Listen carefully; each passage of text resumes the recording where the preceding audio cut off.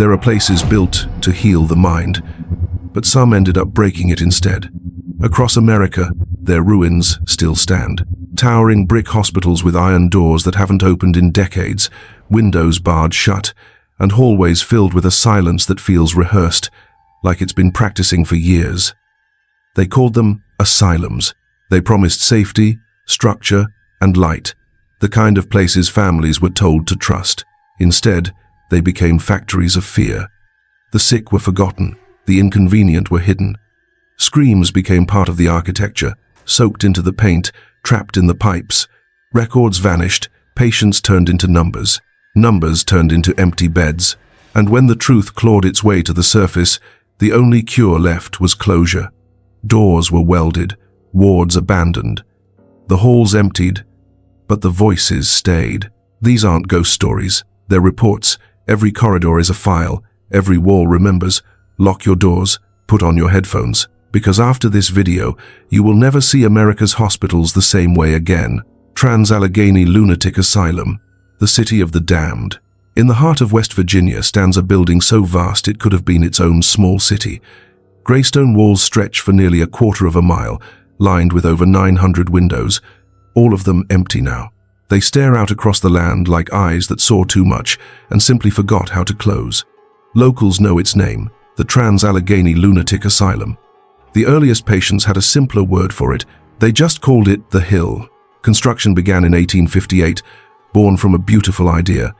It was designed under the Kirkbride Plan, a philosophy that believed architecture itself could heal broken minds. Wide hallways carefully aligned to capture sunlight and wind. Open courtyards meant for fresh air, peace, and quiet reflection. A structure built like a pair of wings, spreading outward to give patients the illusion of freedom. Every brick was placed with intention. Every corridor was meant to say, "You are safe here." But as the years passed, those wings didn't offer freedom. They became cages. By the early 1900s, the asylum, built for 250 souls, was suffocating under the weight of more than 2,400. Men and women slept back-to-back on the floors. Some were tied to radiators because there were no beds left. Food slid through door slots like rations in a prison. The design that was meant to heal had been twisted into a system that contained and controlled. Records from that time describe patients screaming through the night, their voices merging into a single long echo that rolled down the hallways like distant thunder. Some patients were violent, many were not. People were sent here for depression, epilepsy, postpartum struggles, grief. Others were locked away because they were inconvenient, disobedient, or simply different. Once admitted, they didn't just lose their freedom, they lost their identity. The doctors called it treatment. History calls it cruelty. One of the most infamous treatments used here was the lobotomy. In the 1,950 seconds, Dr.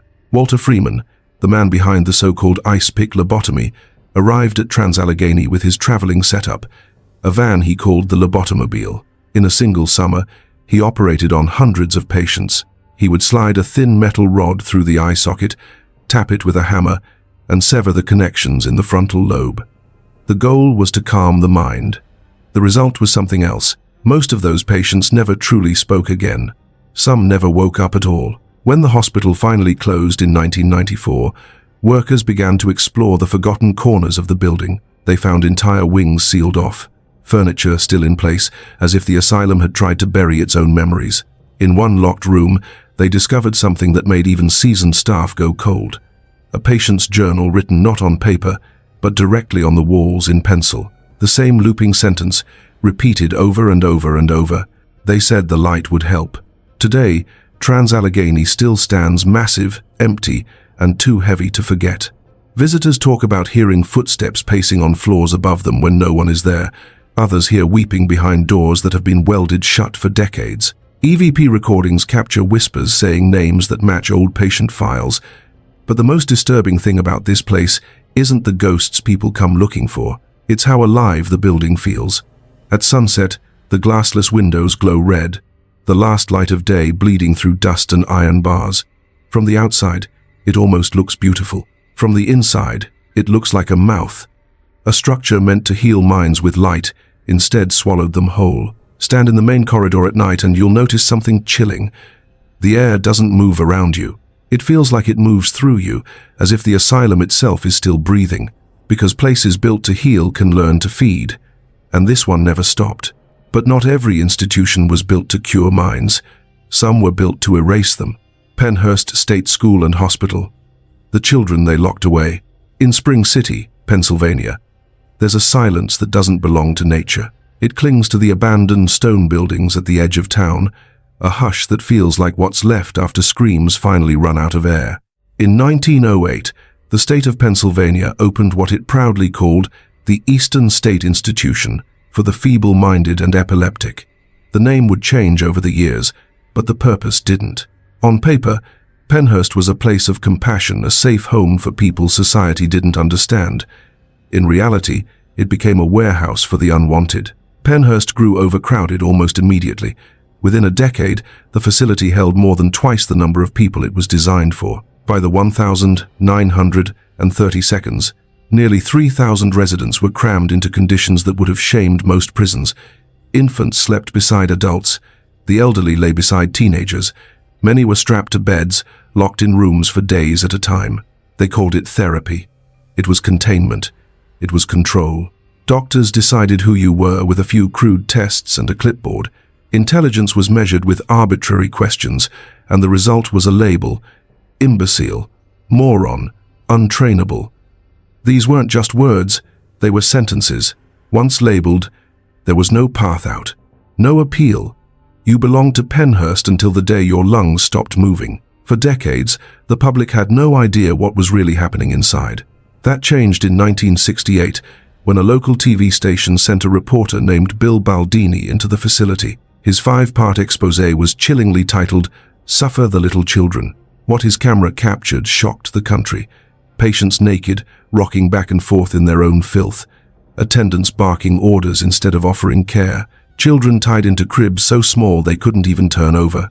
The footage looked less like a hospital and more like a holding pen for humanity itself. One nurse, speaking quietly to Baldini off to the side, said a line that still hangs over Pennhurst like a shadow.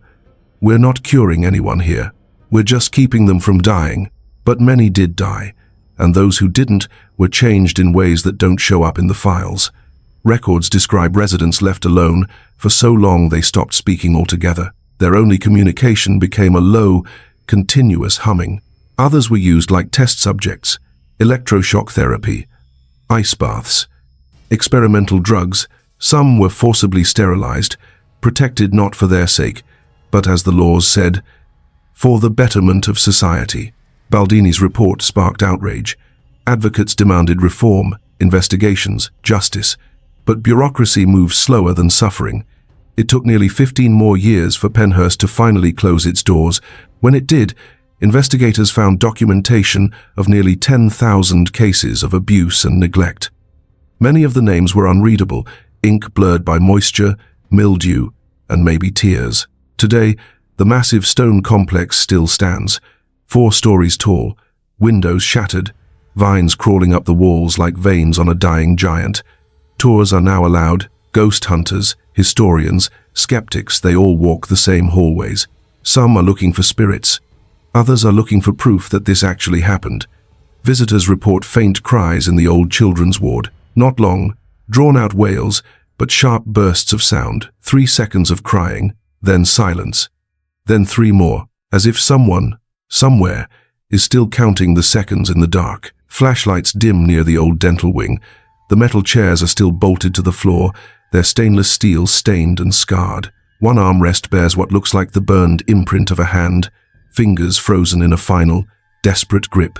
People come here asking, is it haunted? But what haunts Pennhurst isn't just supernatural, it's systemic. It's the echo of a time when fear dressed itself up as medicine and locked children away in the name of care. Standing in the courtyard, surrounded by 100 empty windows, you can almost hear the walls exhale. Every gust of wind slips through broken glass like a whisper, asking the same question over and over. Why didn't they stop it sooner? Pennhurst was haunted by guilt. But in Kentucky, there was a place haunted by something colder, quieter, and far more patient. Disease. Waverly Hills Sanatorium. The hill that breathed death. On a hill overlooking Louisville stands a building that looks less like a hospital and more like a fortress designed to keep something in or keep everyone else out. 5 stories of red brick, 400 rooms, long balconies open to the wind, and beneath it all, a single narrow tunnel carved through the earth, leading from the belly of the building to the base of the hill. For most patients, that tunnel was the only way out. In the early 1900s, tuberculosis swept across America like a storm with no sky. They called it the White Plague. It didn't care if you were rich or poor, young or old. There was no real cure, only sunlight, fresh air, and hope. Louisville built Waverly Hills to contain the infected, to keep the sick away from the healthy and give them a chance to survive. The hill was supposed to be a sanctuary, a place where the breeze and the sun did the work that medicine couldn't. But as the disease spread, hope thinned. By the 1922, Waverly Hills had become a city of the dying. Every morning, white sheets appeared in the windows, one for each life lost the night before. On some days there were a few, on the worst days, dozens. Staff couldn't keep up with the dead and still care for the living. That's where the tunnel came in. It started beneath the hospital, running downhill in a steep concrete chute. At one end, the morgue. At the other, the road where hearses waited. They called it the body chute, the death tunnel. Corpses were quietly lowered through this tunnel so families and patients wouldn't see them being carried away. The idea was to preserve morale, to keep the sick from losing what little hope they had left. But you can't move thousands of bodies through a dark tunnel and not leave something behind. Some say as many as 63,000 people died at Waverly Hills. Historians argue over the exact number, but numbers don't whisper. Numbers don't drag footsteps down empty halls. The walls are the ones that remember. By the 1950s, antibiotics finally began to beat back tuberculosis. Suddenly, the disease that had filled Waverly's rooms was losing. The hospital closed, the beds were emptied, the windows shattered, and the hill went quiet. But not for long. In the decades since, Waverly Hills has become one of the most investigated, haunted locations in the world. TV crews, ghost hunters, thrill seekers, they climb the hill expecting a show. Most of them leave with something else. A look in their eyes that says, "I didn't believe. Until now." Because Waverly isn't just haunted by the dead, it's haunted by repetition, by the echo of routines that played out thousands of times. Move through the wards, and you'll feel it. Every creak of the floorboards feels like it's happened before. Every shadow looks like it's reenacting a scene you can't quite remember. Visitors report figures standing behind the nurses' station, pale faces with hollow eyes watching from where no one should be. Footsteps echo across gaps in the floor where boards have long since rotted away. And then there's the death tunnel. The passage is sealed now, but the stories aren't. People standing above it say the air shifts heavier, wetter, almost human. Some swear they hear the squeak of wheels on tile, like stretchers still rolling in a hospital that officially doesn't exist anymore. One of the most infamous stories centers on room 502. In 1928, a nurse was found hanging from a light fixture inside that room. The official story said, suicide. The whispered version says something else, that she'd seen something walking the hallway at night. Something that didn't cough, didn't bleed, didn't sleep. Something that smiled. Decades later, paranormal investigators still report hearing footsteps pacing outside. Room 502. 2 steps, pause. 2 steps, pause. Over and over, as if someone is still making rounds, still checking on patients long after the charts were burned. But the strangest reports don't always come from inside Waverly Hills. They come from the hill itself. Locals say that on humid nights, a column of mist rises over the sanatorium like a spine of fog. When the wind hits it just right, it bends and straightens, like the whole hill is taking one long, slow breath. Today, the death tunnel is closed. The hospital is empty, but visitors still talk about hearing the faint rattle of something metal rolling underground, as if the last stretchers are still on their final trip down the hill. Waverly Hills didn't just watch people die, it memorized how.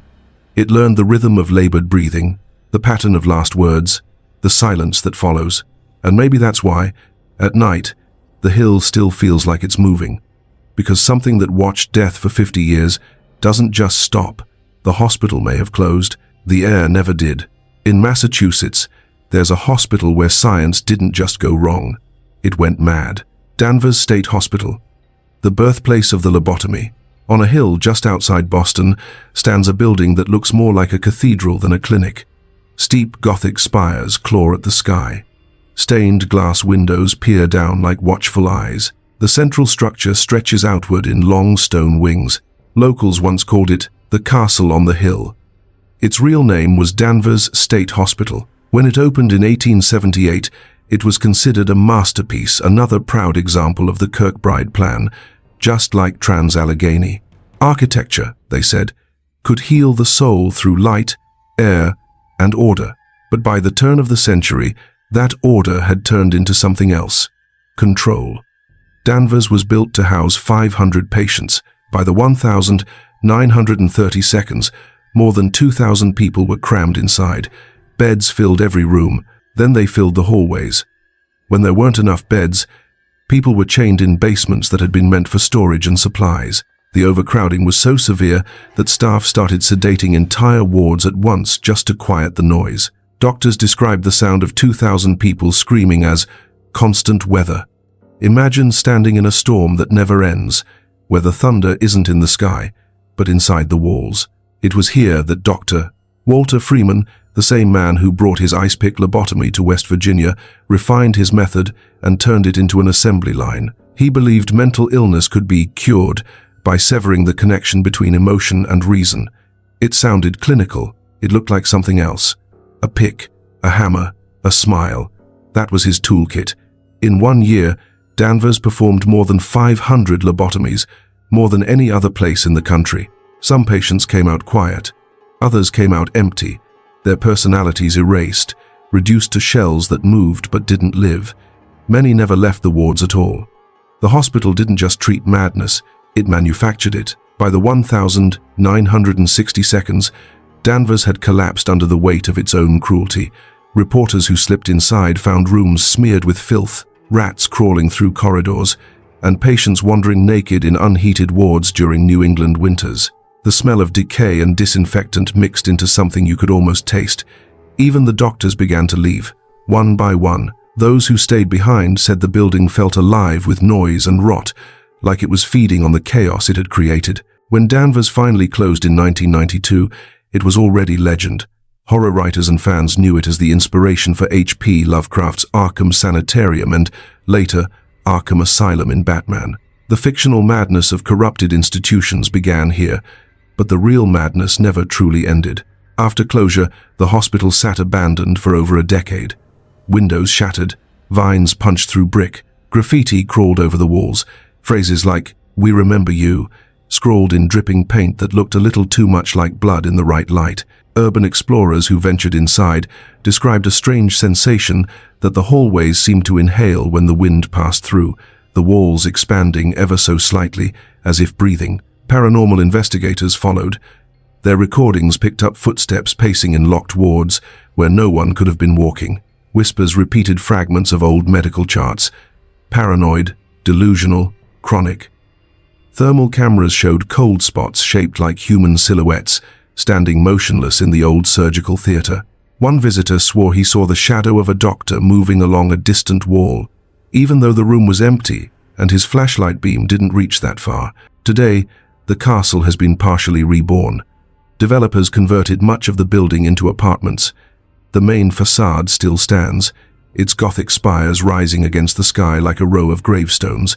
New walls, fresh paint, warm lighting. But beneath the polished floors and modern furniture, the old hospital never really went away. The original tunnels and lower wards were never demolished. They were sealed, buried, still lined with the same pipes that once carried water, heat, and sound. Residents have reported hearing clinking metal beneath their feet, late at night. Not the rhythm of plumbing, not the scratching of animals, but a slow, steady tapping.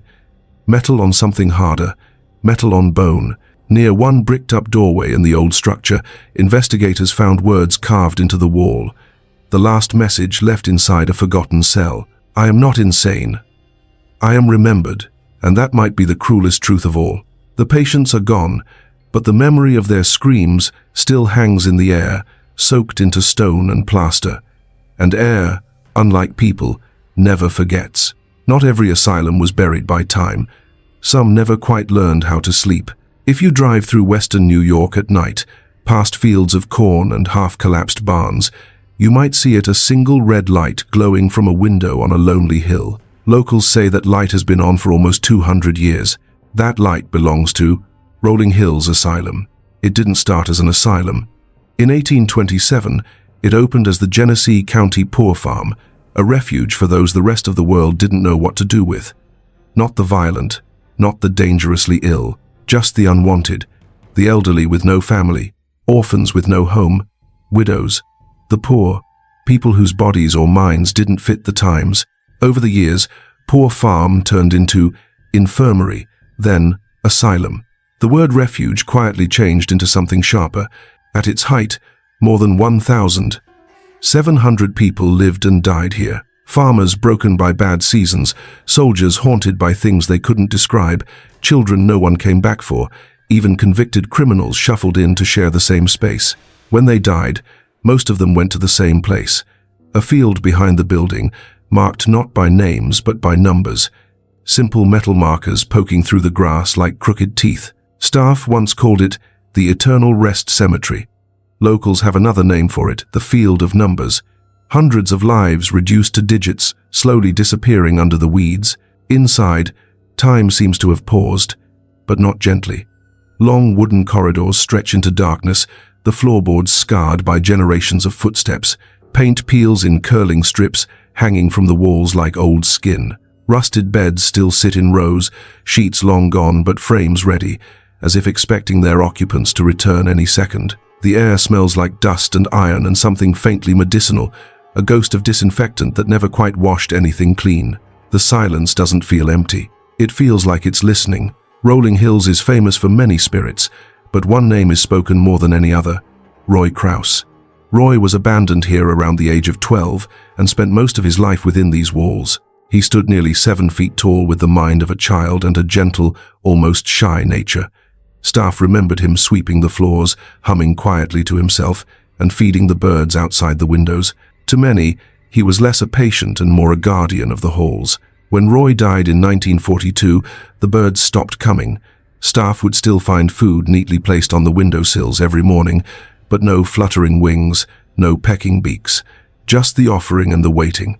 Some said that when they turned their backs, they heard footsteps behind them, too heavy, too slow, to be anyone else in the ward. Paranormal researchers who investigate Rolling Hills claim Roy never left. They describe a deep, steady shuffle echoing down the corridors, the sound of a giant taking careful steps. EVP recordings have captured a single word whispered in a low, almost patient tone: "Here." And Roy isn't alone. Investigators have recorded over 200 distinct voices inside the building: men, women, children. Some speak, some cry, some only hum. The same soft, wordless sound over and over. In the old morgue, one voice on tape whispers clearly, "It's not over." Flashlights flicker and die when questions are asked aloud.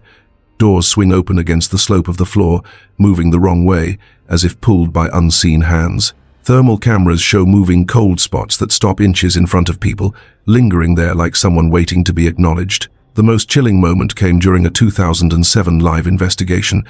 A cameraman filming down the east wing caught a silhouette crossing the hallway. A perfect human shape except for one detail: it was taller than the doorway itself. On the thermal readout, the figure's temperature was nearly 20 degrees colder than the surrounding air. When the team ran toward it, the hallway was empty. No movement, no sound. Only the red light in the distant window, flickering. No one knows exactly who turned that light on for the first time. The current owners have tried to turn it off. Every time they do, the bulb burns out within minutes. When they replace it, the new bulb begins to glow faintly before the switch is even flipped, like the building has already decided it will stay lit. Rolling Hills isn't just haunted, it's inhabited. Not by rage, not by revenge, but by routine. The same footsteps, the same voices, the same light burning through the darkness like a promise or a warning that refuses to die. Some people leave places, others become them. And here, the house of numbers never stopped counting. In Ohio, there's a hospital where the dead didn't just linger. One of them refused to fade at all. On the edge of the Ohio River Valley, a sprawling complex of red brick and iron gates stretches across the hillside. From above, the buildings form the shape of a bat, wings outstretched as if ready to fold over the town below. Locals call it the Ridges. Its original name was the Athens Lunatic Asylum. When it opened in 1874, Athens was considered a model of modern medicine. Sunlight poured in through tall windows. Wide porches offered fresh air and views of carefully manicured lawns. There were music rooms for calm and recreation, halls for restorative activities. On the surface, it looked like progress, a humane alternative to the horrors whispered about in other institutions. But behind those painted walls, the asylum practiced every treatment of its era, and some that should never have existed. Hydrotherapy that left patients shivering in scalding or freezing water. Insulin shock therapies that forced bodies into violent convulsions. Electroconvulsive therapy delivered without anesthesia, the smell of burned hair and ozone lingering in the air. By the 1,940 seconds, lobotomies joined the list. If a method existed to tame a mind, Athens tried it. Over the course of a century, more than 1,900 patients were buried on its grounds. Most graves were marked only with numbers, not names. The people they belonged to disappeared into the soil, their identities stripped away the same way their treatments stripped away their voices. But one woman refused to vanish. Her name was Margaret Schilling. In the winter of 1978, Margaret, quiet, harmless, lonely, wandered into an unused ward of the hospital. A staff member, assuming the area was empty, locked the door. Margaret was trapped. No one noticed she was missing until it was too late. When they finally found her, nearly a month later, her body had decomposed on the cold concrete floor. The heat of her body and the chemicals released in that slow decay fused her into the stone. When they removed her remains, something stayed behind. A perfect outline of her body burned into the floor. Arms, legs, head, an unmistakable shadow of where she had lain. They scrubbed it. They bleached it. It never came off. The stain is still there. Visitors say it glows faintly under moonlight, as if the skin of the building remembers exactly where she died. Thermal scans show the area colder than the surrounding floor, like something was taken from that spot and never given back. Since Margaret's death, the ward where she was found has never stayed truly quiet. Doors slam for no reason. Footsteps echo in rooms that no longer exist after renovations. Security guards report hearing humming, soft, tuneless, a woman's voice coming from inside the walls. In 1993, the asylum finally closed.